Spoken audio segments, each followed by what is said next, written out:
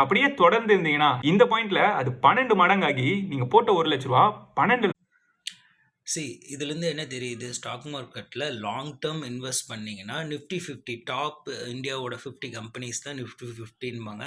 அதில் இன்வெஸ்ட் பண்ணி long term wait பண்ணிங்கன்னா உங்களுக்கு ரிட்டர்ன்ஸ் பார்த்தீங்கன்னா 1 லேக் இன்வெஸ்ட் பண்ணால் 12 லேக்ஸ், கிட்டத்தட்ட 12 டைம்ஸ் உங்களுக்கு டபுள் ஆயிருக்கு உங்களோட இன்வெஸ்ட்மெண்ட்டு.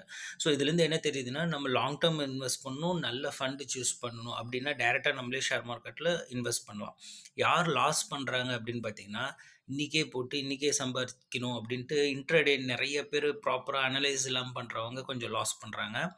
அப்போ 6 மந்த்ஸ்க்கு தேவையான ஃபண்டை தூக்கி ஷேர் மார்க்கெட்டில் இன்வெஸ்ட் பண்ணிவிட்டு 6 மந்த்ஸ் சப்போஸ் கொஞ்சம் டவுன் ஆச்சுன்னா அவசரப்பட்டு விற்றுட்டு வராங்க, அவங்க லாஸ் பண்ணுறாங்க.